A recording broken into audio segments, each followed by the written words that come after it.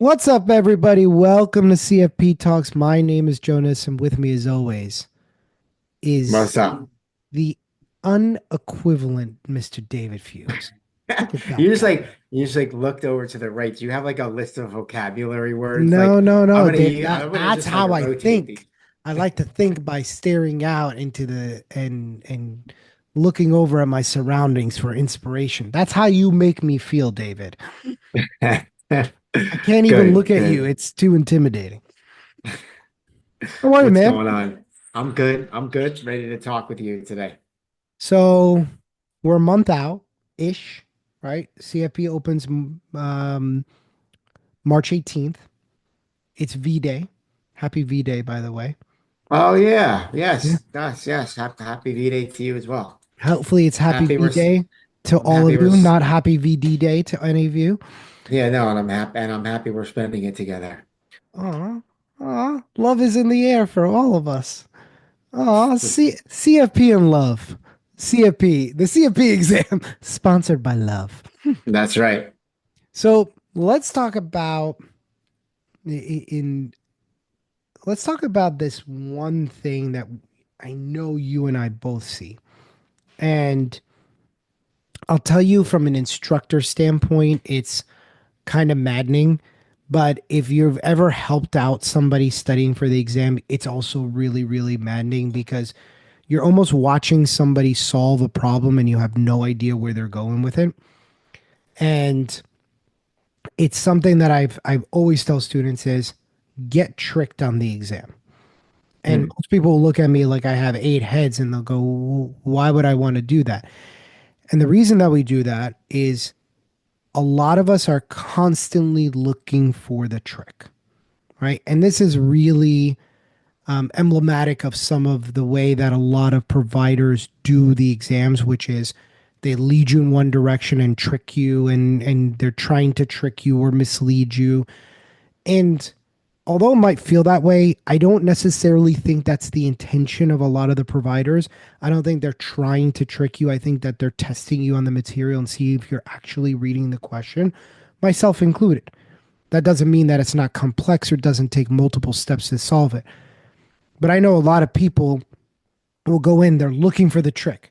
It can't be A because that's the trick answer. And if you do an entire exam this way, you're going to drive yourself absolutely insane.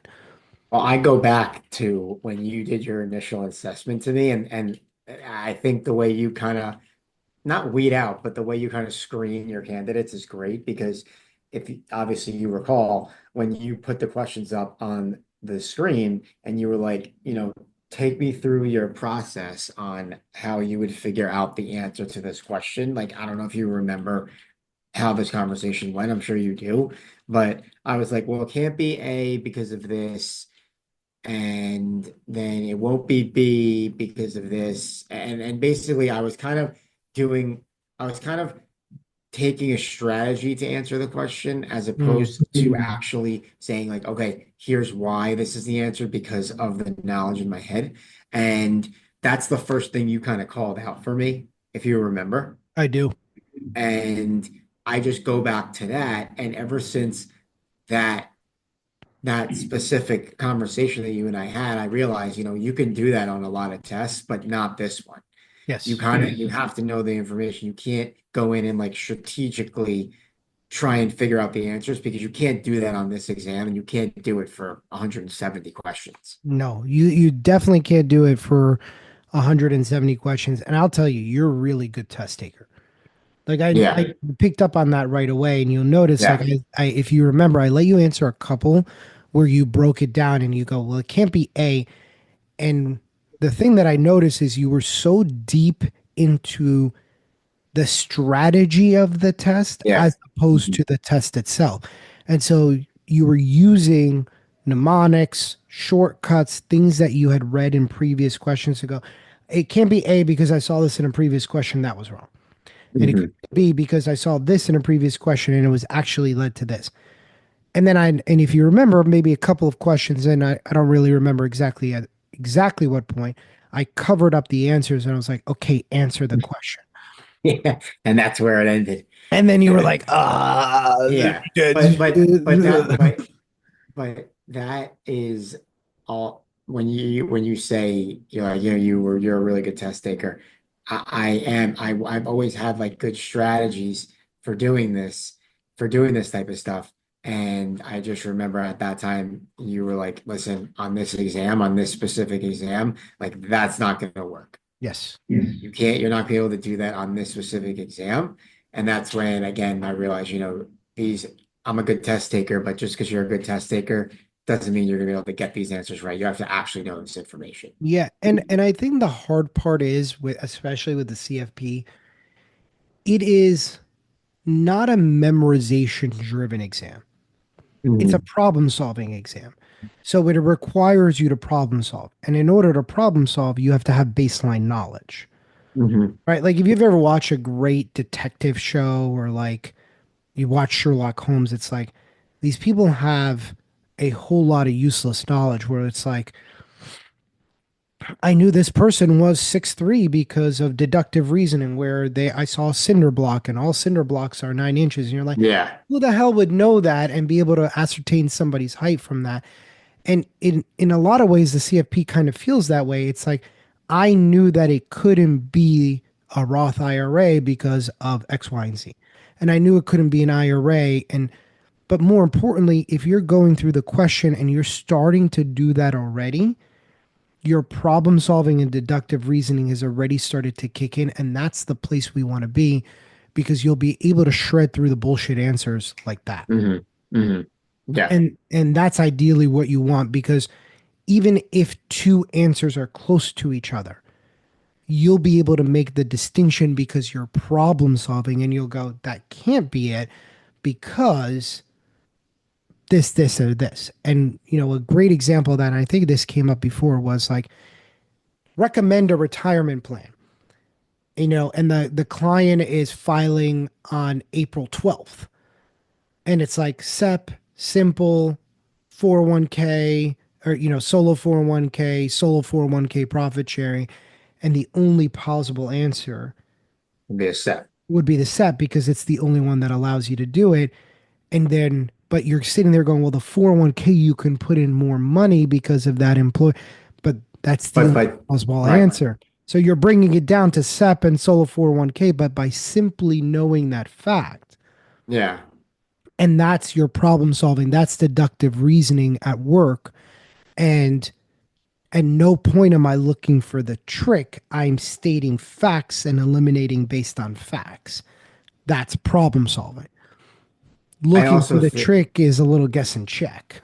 Well, yeah, and that not only that, I also feel like when I'm sitting there saying, don't try and do these like strategies, and it's also like don't go in there and like assume on the question that they're actually trying. Yeah, and you kind of alluded to this earlier, but don't like just assume that every question they're intentionally trying to trick you. Because Right. you may look at a question and then look at the answer and be like, oh, that it's pretty obvious. Like I know for a fact that that information is correct.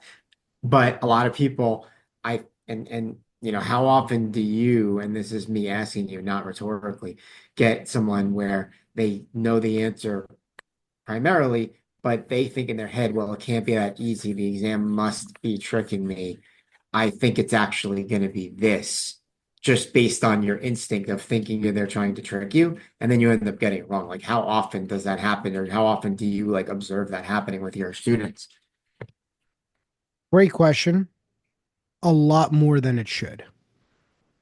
There's a lot of times where people, and that's the flip side of this, David, and it's a great point, is can't be this easy.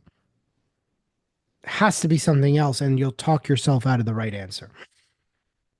And that happens a lot. And especially as we're getting closer to the exam, you start kind of letting your test trauma take over, right? For a lot of people that like maybe you weren't a great test taker, maybe you didn't do particularly well in school, maybe school wasn't your forte, maybe your parents forced you into study, maybe you had a teacher that told you that you were not a good test taker, or somebody told you something along the way that Hmm. put you in this mindset where tests stress you out. Whatever that case may be, the CFP.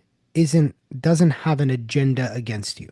They do not. They're not trying to make the CFP subjective exam that nobody can answer the question. They don't. If that were the case, we wouldn't be at a 60 to 65% pass rate. We would be at a 30% pass rate if it were that subjective.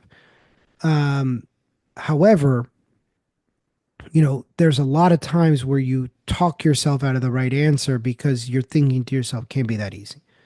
It's got to No, be. right. And I actually understand where people are coming from on that because there's a lot of times where I would answer a question and I'd be like, there's no way that I just got it that quick and there's no way that it's that easy.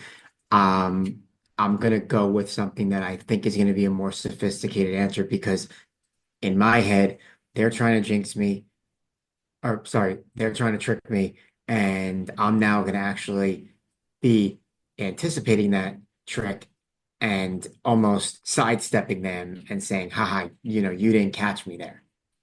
I get that 100%. And that I happens a lot. I get it. Like I get it. Like I'll give you an example. Me and a buddy of mine used to wrestle all the time. He was a wrestler. I was not. He would beat my ass constantly. I didn't know how to wrestle. Over time, I start to learn how to wrestle.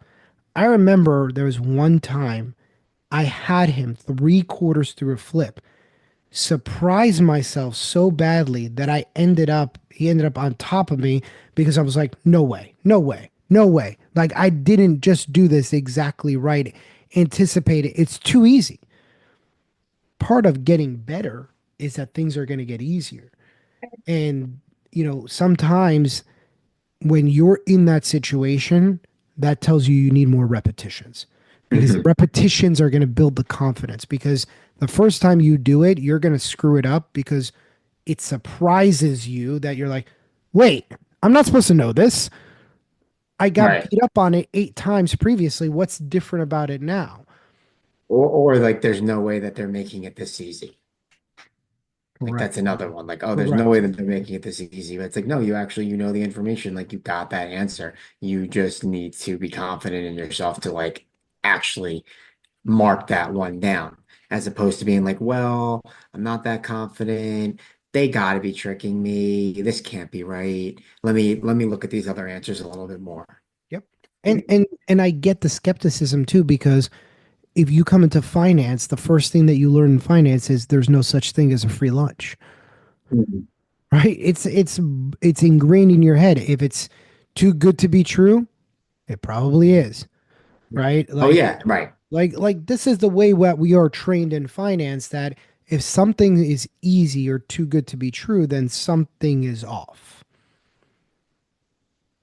When it comes to this exam, you're going to have to fight that instinct. Mhm. Once you Yep. know something, and I said this to multiple students, but you see the question, you answer the question. It sounds easy. It's actually very difficult in practice. I see it, I answer it. And if you get tricked, fine. But you can't let that trick be the way that you answer every question going forward. Because if the exam has tricks, and for everybody, that's going to be a little bit different. On 170 questions, if there's 10 trick questions, get them wrong. Who gives a shit? But you can't walk in trying to look for the trick on 170 questions. By question 60, you're exhausted. Right. All right. All right. Should we wrap it up there? Yeah, wrap. Let's wrap it up there. All right, everybody. We hope that you enjoyed this episode. As always, with any questions, comments, or concerns, reach out to David or myself, and we will see you guys on our next episode. Take care.